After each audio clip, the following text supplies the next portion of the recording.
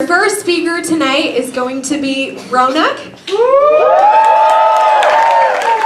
Ronak is from Fort Lee, New Jersey, and his fun fact is that he met his wife through a dance performance in college and also wants to give a shameless plug for Bhangra Dance Studio. Please join us. Okay.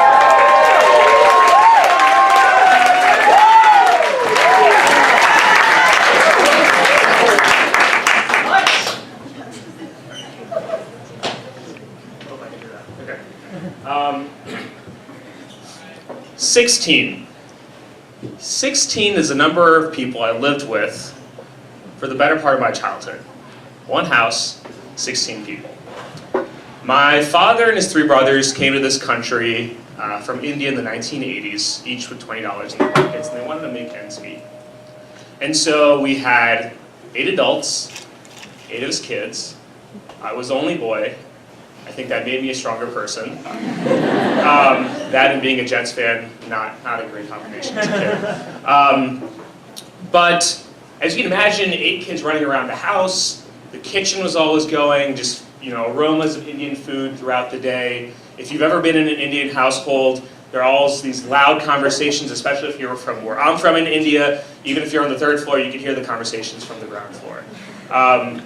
So there's a lot of excitement, a lot of energy, a lot of perceived chaos in this household. And amongst all of this, there was someone that kept us all grounded. And that was my grandmother. My grandmother, whether she was cooking, whether she was conversing with family, whether there were super highs, marriages, things going on, super lows, tragic events in the family, if you were ever to spot her, she had this peaceful, serene look on her face, always smiling. Nothing fazed her. And if you ever asked her, why is it that you're always in such a calm mood, she would say that by the grace of God, we have everything we would ever want. My grandmother was a woman of faith.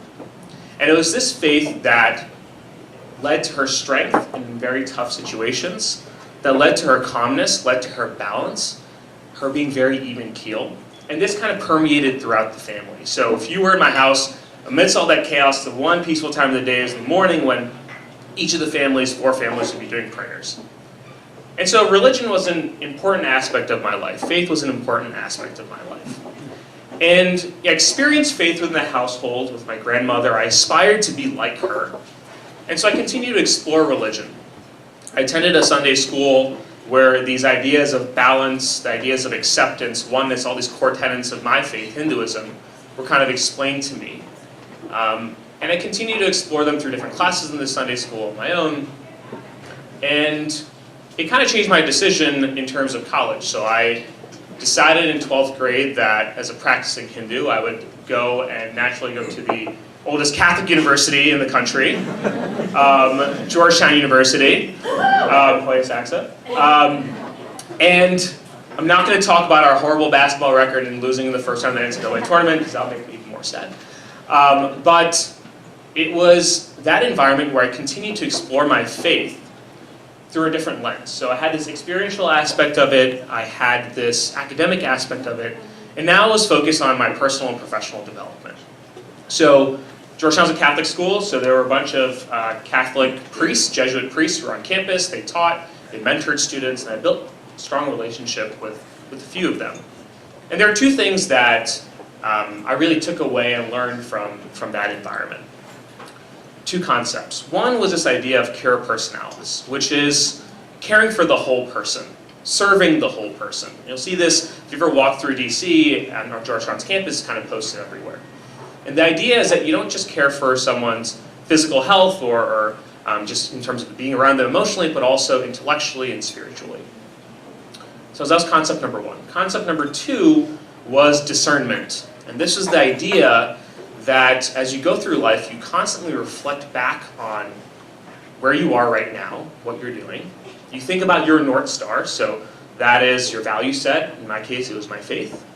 And you use these to inform what pathways you're going to take, right? How are you going to develop yourself?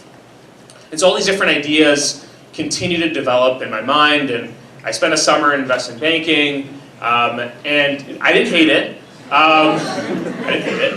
I actually liked it. But at the end of my summer, I was sitting in a conference room, an upgrade from our dinky little cubicles, and I thought to myself, I was discerning, and this wasn't feeling right to me. I wanted to do something different, right? And so I decided to make a pivot, and I took a 180 and did Teach for America. Now, with immigrant parents who came here with $20 in their pocket, you can imagine the conversation when I said, hey, I'm going to drop this offer and take 67% salary cut and teach in inner city public schools. I think they were okay with it. And they started to accept it as I went on with my career in teaching. And so, when I started Teach for America, I was in DC public schools. I was a 12th grade teacher.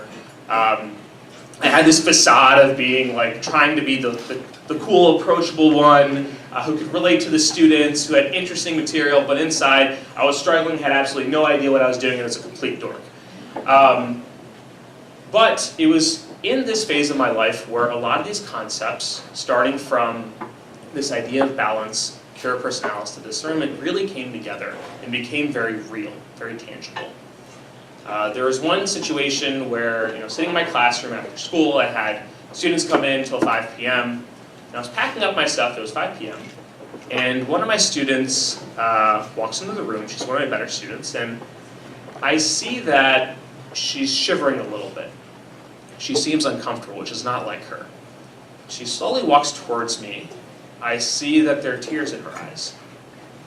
And I pull up a chair next to my desk, and I say, definitely, hey, take a seat, let's talk about what's going on. And she starts and she says, I don't know how I'm going to get through the next few weeks of school. I don't know how I'm going to make ends meet. I don't know how I'm going to get through all the academics. And in my mind, I'm thinking, I'm struggling as a teacher, but I know about time management, I know about mentorship. I know how to do this. And as I was thinking about different plans, she cuts me off, cuts my thoughts off. And the next words that come out of her mouth are, I can't finish, I don't know if I can make it through these next few weeks because my dad committed suicide a few days ago, and I'm lost. And in that moment, I froze. And it seemed like it was probably a split second, but in that moment, I froze, and I think subconsciously, a lot of these different values and thoughts and experiences that I had began to surface. Right? And so I tried to keep a calm demeanor like my grandmother. And what I said was, and I think something that anyone would naturally say in this circumstance, at least in my opinion, which was, let's not worry about school, let's not focus on academics. I want you to spend time with your family. I want you to be there with your family. I want you to take the time to grieve, and we'll work on graduation, we'll work on all these different subjects later on. And we chatted a little bit, and she seemed okay. She left, and I thought that I did the right thing, maybe not, and in the spirit of this staying even-minded, in the spirit of this pure personality, caring for the whole person.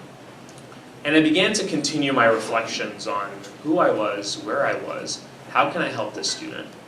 And those thoughts continued for a little while, but a few days later, to my surprise, she came back to school.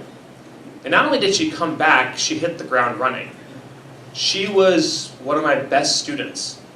She came after school, we figured out a game plan for the rest of her year, for her AP exams that were coming on. And as I sat back and thought about this and reflected on this, I realized that there were a couple things. One, how I reacted in that circumstance, whether right or wrong, was a culmination, was a surfacing of my values that I had growing up. And two is that the impact that this event had on my life tied to that North Star that I had, which was this faith. For other people, maybe a value set, something else. And I realized that these things are so intertwined and really should be something that I should continue to think about as I continue my journey through the next few steps. And being there, being able to support her, one thing I realized was that this concept of service for me was something that I wanted to be part of my life. So I continue to listen to that internal voice, continue to think about how much she inspired me in the role that I had and how happy I was in that role. And I think that led me to a couple left turns, a couple right turns on a path to getting here to Wharton. But it was having that North Star that really kept me centered and focused. That brought me back right when maybe I went too far left. And I hope that, you know, the end of this year, the summer, the next year, with all of you here at Wharton, I can continue to focus on that personal development, that professional development with all of you, to build off all the amazing people that are here. And I'm so happy that I'm able to share that story with all of you, and so excited for the next year that I have at Wharton.